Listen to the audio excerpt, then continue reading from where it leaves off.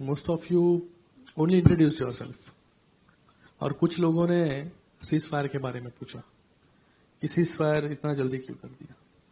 देखिए, मुझे लगता है कि भारत जिस गति से और जिस तेजी से आगे बढ़ता जा रहा है, कल की न्यूज है कि हम 5वीं सबसे बड़ी अर्थव्यवस्था थी और आज 4थी बड़ी अर्थव्यवस्था बन गई, 4th largest economy, and soon we are becoming the 3rd largest economy after US and China. हमने अभी जर्मनी को पीछे छोड़ दिया, कुछ दिन के बाद जापान के आगे चले जाएंगे। जापान को पीछे छोड़ा। हाँ, जापान को छोड़ दिया। तो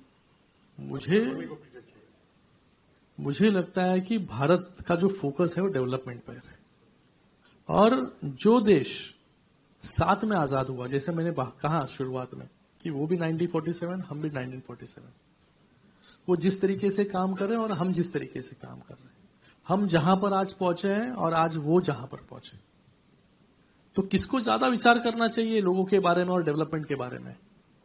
भारत हमेशा शांति प्रिय देश रहा है, हमेशा पीस प्रस्तापित करने की कोशिश हमने की है। देखिए, इतिहास 1947 से लेकर आज तक का, जब जब भारत पर हमला किया उसको स्ट्रांगली रिटेलिएट करने का काम हमने किया, और हर जंग में जीत भी हासिल हमने ही की।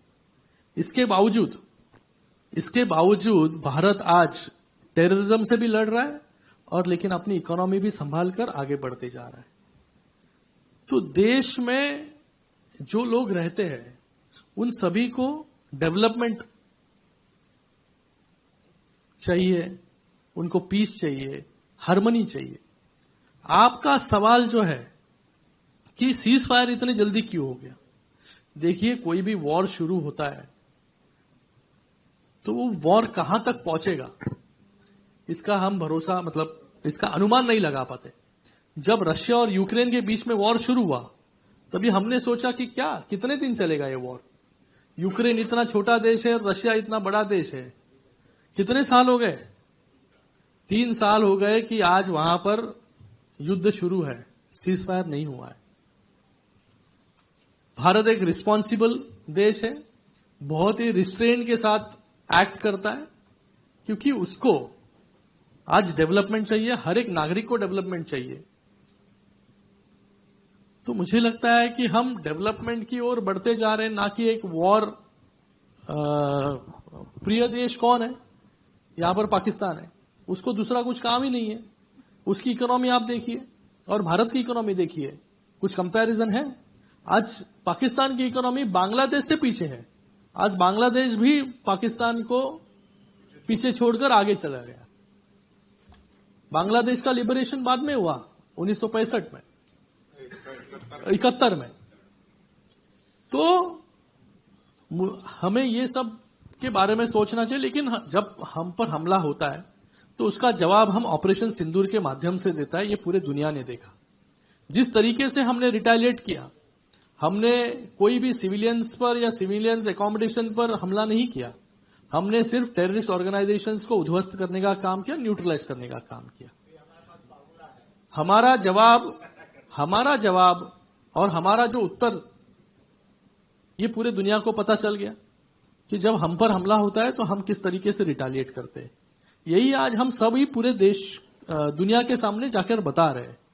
अगर आज हम भी उनके जैसे इररिस्पॉन्सिबल अगर बिहेव करते तो आज हम डीआरसी में आके ये नहीं कह पाते कि हम शांति प्रिय देश है, कि आज हम गांधी जी, महावीर या गौतम बुद्ध के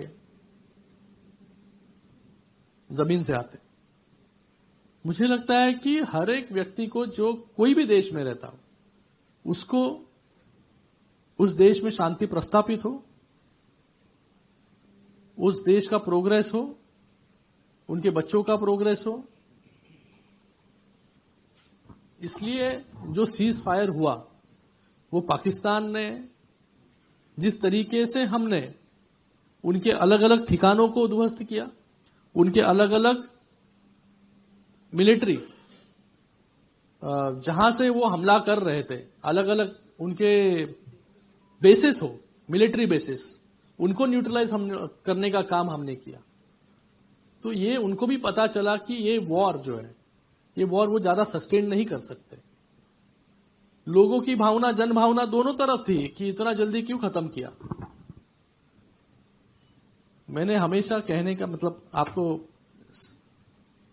एक शांति प्रिय देश होने के कारण और शांति देश में प्रस्थापित होनी चाहिए। इतने सालों तक जो कुछ होता आया है इस देश में, उसके बावजूद देश आगे बढ़ रहा है और ऐसे ही हमें आगे बढ़ना है, ना कि हमें किसी जो जिसका काम ही है डिस्टेबलाइज करना, जिसका काम है रीजनल इंस्टेबिलिटी पैदा करना, हार्मनी बिगाड़ना, उसका कुछ नहीं जाएगा, जाएगा तो भारत का।